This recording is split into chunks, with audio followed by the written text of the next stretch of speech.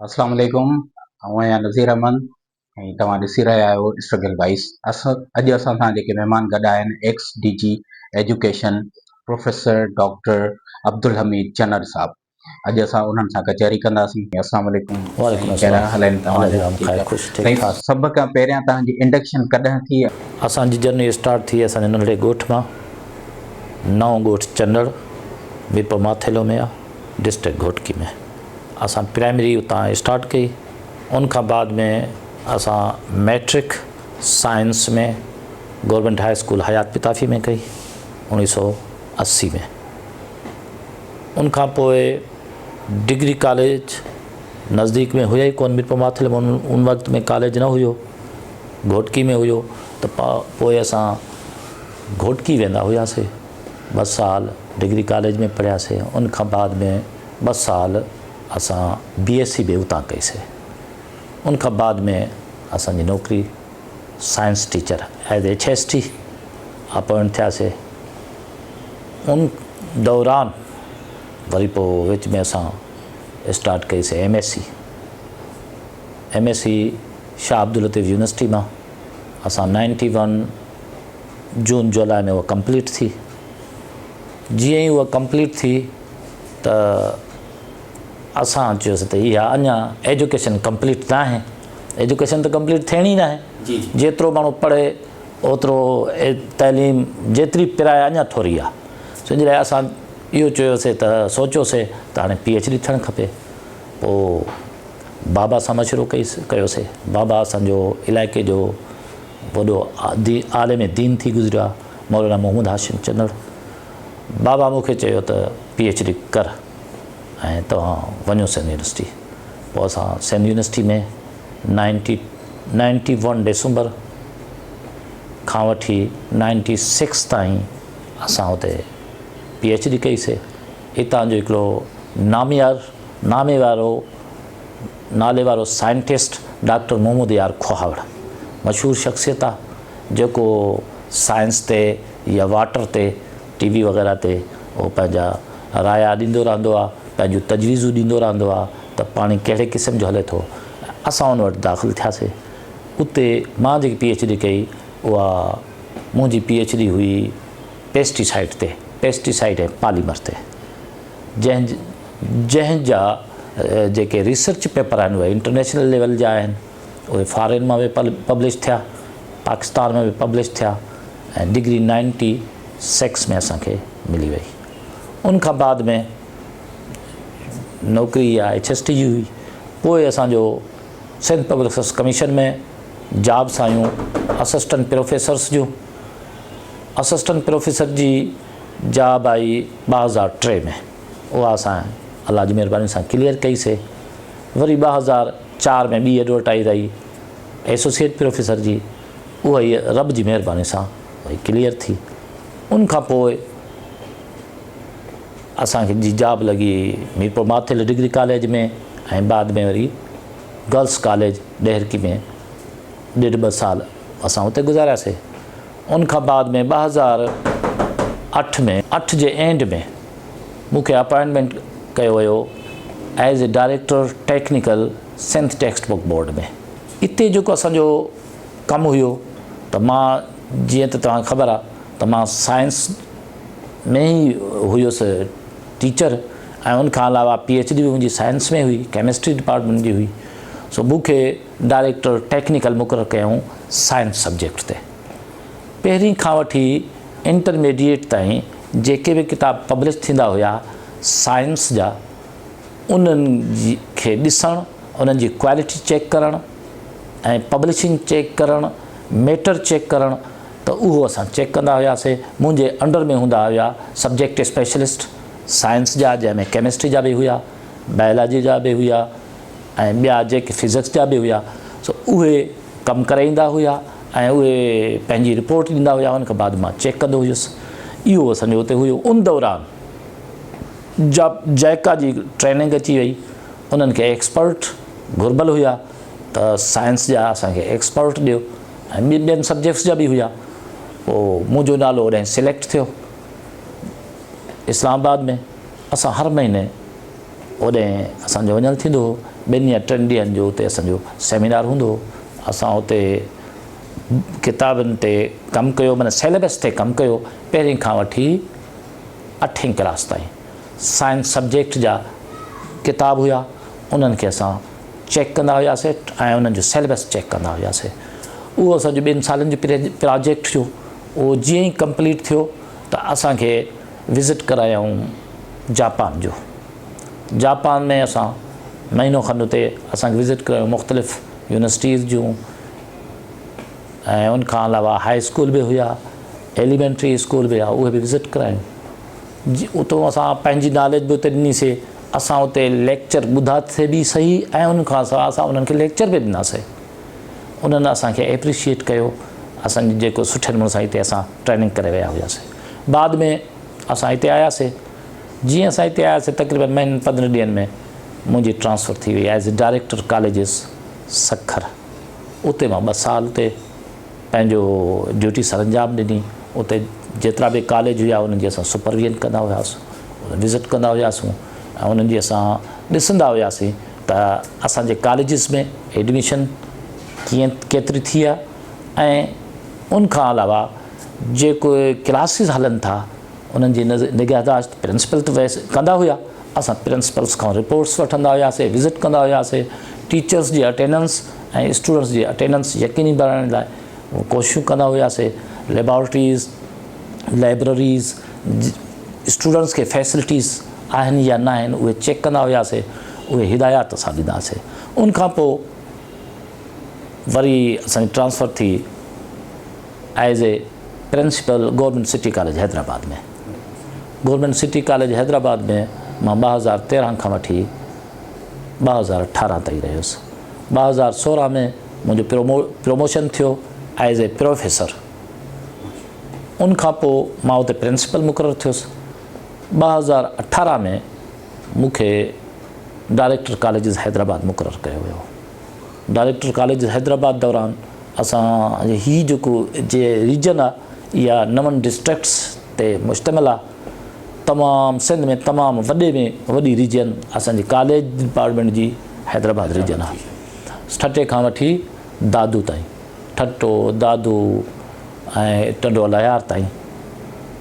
उहो असां इहे रोज़ाना मुंहिंजो शेड्यूल हूंदो हो। रोज़ाना मुंहिंजो इहो शेड्यूल हूंदो हो। जेकॾहिं नज़दीक में कॉलेज शहर जा विज़िट करणा आहिनि त 2 कॉलेज या 3 विज़िट कंदा हुआसीं। जेकॾहिं परे वञिणो आहे परे हंधि त पोइ 1 या 2 कॉलेज, 1 कॉलेज थी वेंदो हो विज़िट। इहो मुंहिंजो शेड्यूल हूंदो हो। उहो असां विज़िट कंप्लीट करे हिते पोइ अची उन्हनि खे लिखंदा हुआसीं लेटर। जेकॾहिं को कमियूं कोताहियूं प्रिंसिपल्स में हूंदियूं या उन्हनि खे हिदायत जारी करणी हूंदियूं हुयूं त असां उन्हनि खे हिदायत ॾींदा हुआसीं। पोइ उन दौरान सेक्रेटरी रफ़ीक अहमद बुल्डो साहिबु आयो। उन मूंखे DG कॉलेजिस जे ज़रूरत आहे असांखे सख़्तु, तव्हां होॾे हलो। पोइ मां उते 6 महीना खनि 7 महीना उते ड्यूटी कई। उनखां बाद में मूंखां कमु वरितऊं ते असांखे सिलेबस त मौजूदु आहे, पर असांखे शेड्यूल ठाहे ॾियो त हर सब्जेक्ट जो पहिरें महीने में अगस्त में केतिरो कोर्स थियणु खपे, त अप टू अप्रैल ताईं केतिरो कोर्स थियणु खपे, उनजो शेड्यूल ठाहे ॾियो। त इहो वॾो कमु हो सब्जेक्ट वाइज़, उहो मां करायो। उनखां बाद में 6 महीननि खां पोइ जीअं 1 साल कंप्लीट थियो त रफ़ीक साहब मीटिंग घुराई पूरे सिंध जे प्रिंसिपल्स जी ऐं डायरेक्टर्स जी। उते मूंखे बेस्ट डायरेक्टर जी एवॉर्ड ॾिनई त डॉक्टर अब्दुल हमीद चंदड़ जेको आहे तमामु बहितरीनु कमु कयो आहे। ऐं इहो कमु जेको शेड्यूल ठाहियो अथसि सिलेबस जो, स्टूडेंट्स जी एजुकेशन जो, ऐं इहो तमामु बहितरीनु आहे, कामयाबु आहे। उनखां बाद में असां वरी ॿीहर हिते डायरेक्टर कॉलेजिस मोटी आयासीं हैदराबाद। हिते असां कोशिशि कईसीं टीचिंग ऐं नॉन टीचिंग स्टाफ जी त उन्हनि जी प्रेजेंस अटेंडेंस टाइम ते हुजे। उनजे लाइ बायोमेट्रिक ते सख़्ती सां कमु करायोसीं। सख़्ती सां टाइम ते टीचर बि अचनि ऐं नॉन टीचिंग स्टाफ बि पहुचे। स्टूडेंट्स ते बि सख़्ती थी। ऐं उनखां अलावा असांजो जेके लेबॉरेटरीज़ हुयूं उहे ज़्यादातर एतिरियूं फंक्शनल न हूंदियूं हुयूं। सख़्ती सां असां उनखे फंक्शनलाइज़ करायो। लाइब्रेरीज़ खे बि फंक्शनलाइज़ कयो। उनखां अलावा लाइब्रेरीज़ जे लाइ मां कोशिशि करे डिजिटल लाइब्रेरीज़ जेके वरितियूं मुख़्तलिफ़ कॉलेजिस में डिस्ट्रिक्ट में कम से कम हिकिड़ी असां डिजिटल लाइब्रेरी जेका आहे असां हिते वरिती गवर्नमेंट खां ऐं उहे उन्हनि में मुख़्तलिफ़ जेके बि फैसिलिटीज़ हुयूं डिजिटल लाइब्रेरीज़ की रिक्वायरमेंट हुई उहा असां मुकमल वरितीसीं जंहिंमें फर्नीचर बि हुयो बुक्स बि हुया कंप्यूटर बि हुया माना IT जो मुकमल इंफ्रास्ट्रक्चर ऐं उनमें स्टूडेंट्स खे फैसिलिटी बाक़ाइदा नेट समेत इंटरनेट ते ॿार जेकॾहिं वेहनि त पूरे वर्ल्ड जा बुक्स जेके आहिनि उहे चेक करे सघनि था स्टडी करे सघनि था त इहे सुठे नमूने सां असांजी थी इहा आहे असांजी जनरली 2023 में असांजी रिटायरमेंट थी। तमामु बहितरीनु ऐं लॉन्ग जर्नी तव्हां असांखे ॿुधाई त तव्हांजो जेको पहिरीं PhD खां बाद में सिंटेक्स में बोर्ड में आयो उन में तव्हां छा था सम्झो त जेको सिलेबस आहे उहो केतिरो ज़रूरी आहे वक़्त सां गॾु चेंज थियणु? उहो बिल्कुलु ज़रूरी आहे छो जो असां वटि जेके लेसन आहिनि जा सिंधी जा उर्दू जा इंग्लिश जा उहे कुझु माना जदीद न हुया पुराणा हुया उहो कोशिशि कईसीं त नज़दीकी एग्ज़ाम्पल्स ॾियूं ॿारनि खे ऐं साइंटिफिक उन्हनि में जेके लेसन्स हुजनि उहे उनमें शामिलु कया वञनि त जीअं ॿार पढ़नि अॼु जे दौर जे मुताबिक़ अॻे त पुराणे टाइम ते हुया सो उहे कुझु चेंज थिया ऐं कुझु वरी कॉमेटियूं ठहंदियूं आहिनि उहे उन सां गॾोगॾु साइंस बुक्स में बि असां ईअं चेंजिस कर सिलेबस जे हवाले सां करिकुलम बि तमामु घणो कमु करे रही आहे त असांजे जेके पाकिस्तान में हर सूबे जे लिहाज़ खां सिलेबस चेंज असांखे नज़र ईंदो आहे उन खां अलावा प्राइवेट सेक्टर जो सिलेबस चेंज नज़र ईंदो आहे जेके इंटरनेशनल स्कूल्स आहिनि लाइक बेकन हाउस या पाक तुर्क उन्हनि जा सिलेबस अञा चेंज हूंदा आहिनि सिलेबस चेंज हुजण जे करे ॿारनि जी जेका कॉम्पिटेटिव एग्ज़ाम्स में केतिरी मतिलबु त उहो डिफरेंस थो अचे जेकॾहिं को हिकिड़ो रूरल सिलेबस पढ़े थो रूरल स्टाइल में पढ़ी ऐं अची वियो ग्रेजुएशन कई सिंपल हिकिड़ो स्टूडेंट आहे जेको इंटरनेशनल स्कूल मां पढ़ी ग्रेजुएशन करे ऐं कॉम्पिटेटिव एग्ज़ाम थो ॾिए इन्हनि में तव्हां थोरो डिफरेंट सम्झो था? हा उहो कुझु डिफरेंस आहे उहो डिफरेंस आहे ऐं गवर्नमेंट्स कमेटी ठाहींदी आहे गवर्नमेंट कमेटी ठाहियूं त हीअ जेको आहे डिफरेंस ख़तमु थिए पर हीअ वॾे इंटरनेशनल लेवल जी पॉलिसियूं आहिनि त थियणु त ईअं खपे प्राइवेट ऐं गवर्नमेंट जो सिलेबस हिकु ई हुअणु खपे ऐं उहो इंटरनेशनल लेवल जो हुअणु खपे इंटरनेशनल लेवल जो जेकॾहिं असां वटि न हूंदो त असांजा ॿार कॉम्पीट न करे सघंदा सो इहो असां वटि लेक आहे थिए ईअं थो बेसिकली सर जेको असां सिलेबस पढ़ूं था ऐं जेको इंटरनेशनल स्कूल्स पढ़ाइनि था इहो डिफरेंट आहे ऐं डिफरेंट हुजण जे करे जेको कॉम्पिटेटिव एग्ज़ाम आहे उन जो स्टैंडर्ड हिकिड़ो अलॻि आहे उन में छा थो थिए जेके मतिलबु इंग्लिश मीडियम में पढ़नि था ॿार या जेको एक्सटेंसिवली स्टडी करे था अचनि उहे उतां निकिरी था वञनि जिन जी उहा स्टडी ई न आहे थियल उहे रहिजी था वञनि छो जो उन्हनि जो बेस मज़बूत नथो रहे ईअं ॿुधण में आयो आहे पर ज़्यादातर ॿार जेके आहिनि तव्हां ॾिसंदो त जेके कॉम्पिटेटिव एग्ज़ाम में कामयाबु थियनि था रूरल एरिया जा थियनि था रूरल एरिया जा ॿार जेके आहिनि रूरल एरिया जा ॿार उहे in government J E syllabus मां निकिरनि था अॼुकल्ह त अलॻि ॻाल्हि आहे अॼुकल्ह त हर घर हर शहर में प्राइवेट इदारा अची विया आहिनि पर प्राइवेट इदारा जेके बि आहिनि उहे बि गवर्नमेंट जे सिलेबस ते उन्हनि खे हलणो आहे ऐं उन्हनि ते उहे लागू थियल आहिनि उहे हलणो आहे बाक़ी जे कुझु आहिनि इदारा कराची में जेके उन्हनि जो सिलेबस मुख़्तलिफ़ आहे ऐं तव्हां ॾिसंदव त कॉम्पिटेटिव एग्ज़ाम में ज़्यादातर असांजा रूरल जा ॿार ई कामयाबु थियनि था ऐं हिन में बि मवादु तमामु सुठो आहे इंटरनेशनल लेवल जो आहे पर जेकॾहिं कंप्लीटली पढ़ायो वञे था रहिजी न वञे जे कोर्स रहिजी वेंदो आहे न त पोइ उहा जेकी आहे नॉलेज ॿारनि ते कंप्लीट नथी पहुचे इन जे करे किथे किथे नुक़सानु थिए थो असांखे कोशिशि इहा थियणु खपे त कोर्स कंप्लीट थियनि ऐं रेगुलरली ॿारनि ते ध्यानु ॾिनो वञे त जीअं ॿार कंप्लीट कोर्स पढ़नि ऐं उस्ताद उन्हनि खे सुठे नमूने सां इंफॉर्मेशन ॾियनि। हिन वक़्तु बि सिंध जा कई स्कूल बंदि लॻा पिया आहिनि। इन्हनि खे खोलण जो ऐं कंप्लीट उन में जेका टीचिंग स्टाफ कंप्लीट न हूंदो आहे, उन खां अलावा जेके SNE पोस्ट आहिनि उहे बि गवर्नमेंट प्रॉपर फराहम नथी करे। इन गैप जो सॉल्यूशन तव्हांजे नज़र में कयो?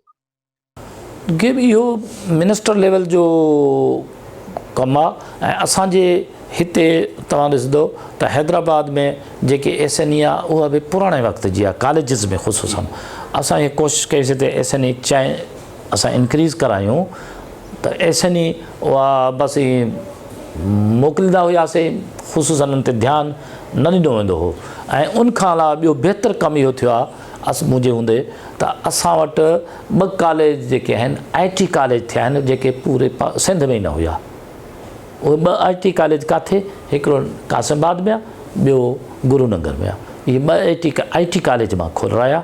इहे इन्हनि कॉलेजिस में कंप्लीट जेके आहे IT जी इंफॉर्मेशन, IT जी स्टडी थींदी आहे। हाणे जिते ॿार घटि हूंदा त पोइ उते असां कॾहिं इंजीनियरिंग या मेडिकल शुरू कई, वरना उते कंप्लीट IT पढ़ाई वञे थी। ऐं उन में वरी असां छा कयो त असां वटि जेके नॉन टीचिंग जा जेके प्रमोशन असां कयूं पिया, पटेवालनि मां, चौकीदारनि मां, as a clerk labour system, त पोइ असां उन्हनि खे पहिरियों हिते ट्रेनिंग ॾींदा हुआसीं त जीअं कंप्यूटर सिखनि ऐं ऑफिसिस में वेही करे पंहिंजो पाण कमु करे सघनि, जिना त पोइ हीअ करे न सघंदा।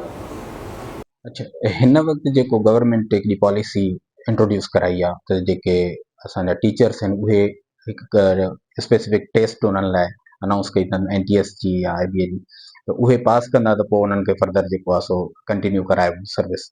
इहो तव्हां छा था सम्झो? न, इहो त कोन्हे, इहो सही न आहे। उनखां अलावा इन्हनि जे लाइ टीचर्स जे लाइ ट्रेनिंग सिस्टम आहे। प्राइमरी टीचर्स जे लाइ अलॻि ट्रेनिंग आहे ऐं साइंस टीचर HSTs जे लाइ अलॻि ट्रेनिंग आहे, जंहिंखे असां B.Ed चवंदा आहियूं। B.Ed चवंदा आहियूं। उहे टीचर उॾो पास करे पोइ ईंदा न। थियण ई खपे।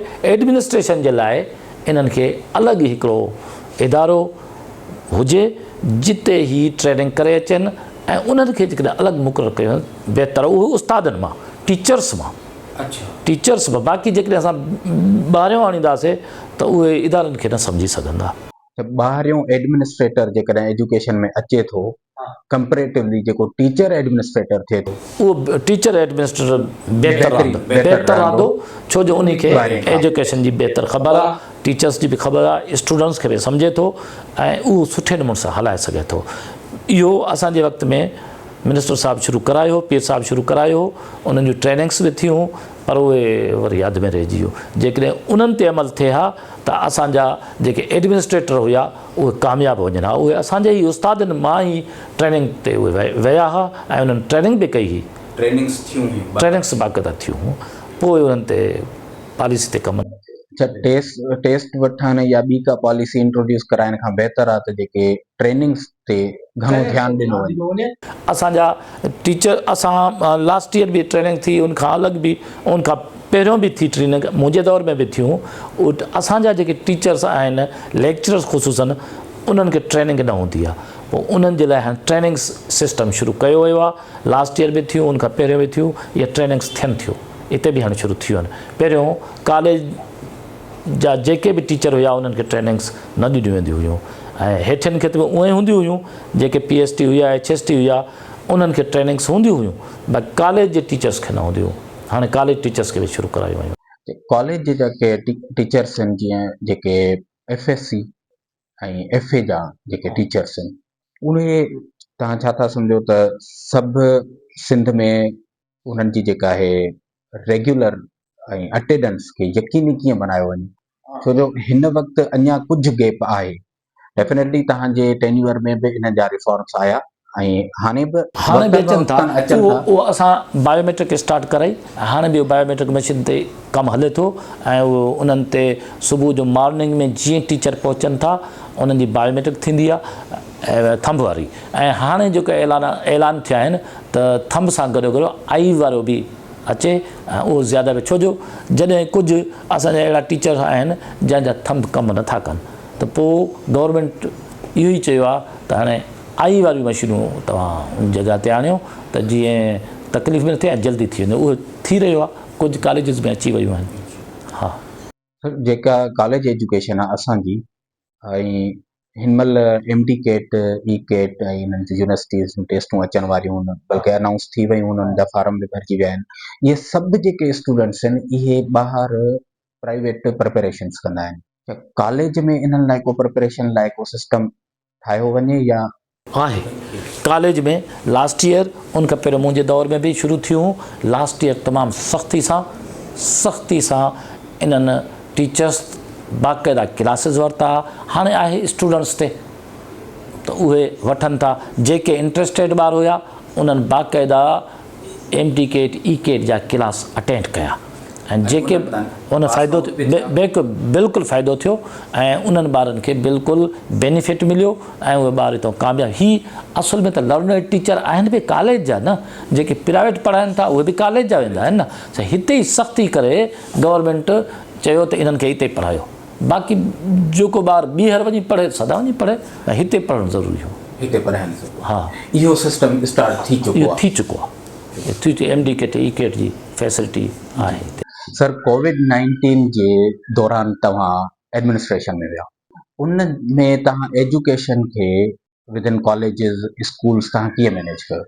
हा, उन्हनि ॾींहंनि मां हुयुसि DG कॉलेजिस, त उन्हनि ॾींहंनि असांखे एजुकेशनल इदारा बंदि करणा पइजी विया, छाकाणि त पूरा शहर बि बंदि हुया, फिज़िकल समूरा बंदि करणा पिया।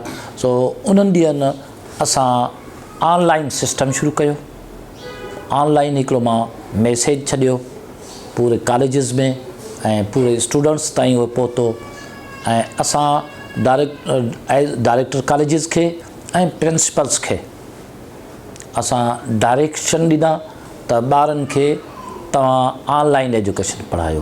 पोइ असांजा एक्सपर्ट टीचर हुया, असां उन्हनि जूं एड्रेसिस ॾिनियूं ऐं उन्हनि जा वीडियोज़, उन्हनि जा लेक्चर्स जेके आहिनि उहे ऑनलाइन ते शुरू कया। पोइ असांजा जेके बि सिंध जा ॿार हुया, जेके बि फस्ट ईयर खां वठी इंटर ऐं BSc क्लासिस ऐं समूरनि जा असां जेके आहिनि ऑनलाइन क्लासिस शुरू कया। ऐं ऑनलाइन जेके क्लासिस हुया उहे सिर्फ़ु कंहिं हिकिड़े सब्जेक्ट जा न हुया, समूरा सब्जेक्ट, समूरा टीचर असांजा इंगेज हूंदा हुया। उहे टीचर्स जेके बि हुया पंहिंजा लेक्चर ठाहे प्रिंसिपल वटि बि जमा कराईंदा हुया, उन जा वीडियोज़, ऐं डायरेक्ट स्टूडेंट्स खे बि ऑनलाइन कंदा हुया। स्टूडेंट्स ऑनलाइन बाक़ाइदा क्वेश्चनिंग कंदा हुया ऐं सम्झंदा बि हुया। असांजा उस्ताद जेके आहिनि लर्नर टीचर आहिनि ऐं उन्हनि सुठे नमूने सां पढ़ायो।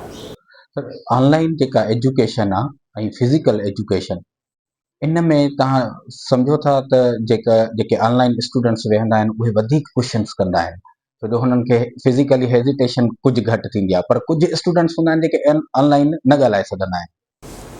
फिज़िकल जेको हूंदो आहे न उहो ज़्यादा बहितरु हूंदो आहे। उन्हनि खे इदारे जी ख़बर बि पए, इदारे में वेहणो आहे, इदारे में वेही करे क्वेश्चनिंग करणु, इदारे में वेही करे टीचर जो लेक्चर सम्झणु, उहो ज़्यादा बहितरु हूंदो आहे। ऐं उन वक़्तु छा असांजे ॿारनि में अञा उहा ऑनलाइन सिस्टम जो रुझान न आहे, इन जे करे उन्हनि खे जेको बहितरु लॻे थो उहो फिज़िकली क्लासिस में वेही सम्झणु उहो ज़्यादा बहितरु लॻे थो। उन्हनि ॾींहंनि त मजबूरी हुई, क्लासिस में ॿार पहुची कोन पिया सघनि ऐं पोइ ॿार पर समूरा ॿार त हाणे इन मां बेनिफिट न वठी सघिया, छाकाणि त ॻोठनि में इंटरनेट सही न पई हले, इन जे करे समूरनि ॿारनि खे कोन फ़ाइदो थियो, ज़्यादातर खे फ़ाइदो पियो ऐं उन्हनि बाक़ाइदा रिज़ल्ट ते बि असरु थियो ऐं ॿार सुठा निकिता। वरना ज़ीरो रहना, जेकॾहिं ऑनलाइन सिस्टम बि न हुजे हा, फिज़िकल त उहो ई कोन हुयो, त पोइ त वधीक नुक़सानु थिए हा। हाणे उहो नुक़सानु न थियो ऐं ॿार सुठे नमूने सां पढ़ी विया ऐं उनजो रिज़ल्ट बि असांखे मिलियो। उन ऑनलाइन एजुकेशन खां पोइ हाणे कई कोर्स ऑनलाइन कराया था वञनि। हा, हिकिड़ो कल्चर डेवलप थी वियो, हाणे उनखे प्रोमोट थींदो थो रहे। पोइ उन खां पोइ टीचर बाक़ाइदा फिज़िकल बि पढ़ाईंदा हुया ऐं ऑनलाइन वो यूट्यूब ते उन स्टूडेंट्स जो हिकिड़ो ग्रुप ठाहींदा हुआ क्लास जो, उनमें ॿारनि खे चवंदा तव्हां ॿुधो हा बाक़ाइदा ॿुधो ऐं क्वेश्चनिंग कयो। टीचर बाक़ाइदा हुते ऑनलाइन बाक़ाइदा जेको हलंदा हुआ। हाणे असां ख़बर न आहे, हाणे जो असां रिटायर थी विया आहियूं, हाणे ख़बर न आहे। बाक़ाइदा असां उन्हनि खां टाइम टेबल ते शेड्यूल वठंदा हुआसीं त बाबा अॼु कंहिंजो अॼु फलाण टीचर सब्जेक्ट वाइज़। हा उहो प्रिंसिपल जेके हुआ उहे पाण वठनि। सब्जेक्ट स्पेशलिस्ट हर को पंहिंजो पंहिंजो सब्जेक्ट ऑनलाइन वठंदो हुयो। उहो पंहिंजे प्रिंसिपल खे सबमिट कराईंदो हुयो ऐं उन्हनि जी अटेंडेंस जेका आहे अटेंडेंस उते उनखे मॉनिटर प्रिंसिपल मॉनिटर कंदो, प्रिंसिपल्स खे उहा इंफॉर्मेशन ॾींदा त अॼु एतिरा ॿार जेके आहिनि ऐं एतिरा ऐं फलां उन्हनि हिसो पार्टिसिपेट कयो ऐं ॿियनि कोन कयो। पोइ ॿियनि खां पाण प्रिंसिपल उहो क्वेश्चनिंग कंदा त छो न पहुता। हा इहो बहितरीनु कमु। सर तव्हांजी वॾी वॾी महिरबानी। Thank U, welcome. चैनल ते महिमान थिया। Thank U very much viewers. तव्हां बिल्कुलु बेनिफिशियल थिया हूंदव हिन इंटरव्यू मां। साईं तमामु मोस्ट सीनियर एजुकेशनिस्ट आहिनि ऐं उन्हनि जी ॻाल्हियुनि मां जेकॾहिं फर्दर कुझु बि क्वेश्चन्स हुजनि तव्हां कमेंट सेक्शन में पुछी था सघो ऐं असां उन्हनि जो पॉज़िटिव आंसर तव्हांखे जल्द अज़ जल्द फ़राहम कंदासीं।